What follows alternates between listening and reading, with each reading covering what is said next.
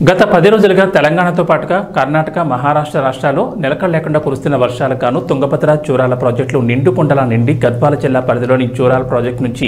గత వారం రోజులుగా 47 గేట్లు ఓపెన్ చేసి దిగువ ప్రాంతంలో నాగర్ కర్నూలు జిల్లా పరిధిలో ఉండే శ్రీశైలం ప్రాజెక్టుకు రోజుకి 4,60,000 క్యూసెక్ నీటిని వదులుతుండగా శ్రీశైలం ప్రాజెక్టు పూర్తి నీటి మట్టం 885 అడుగులు ఉండగా ఇప్పటికీ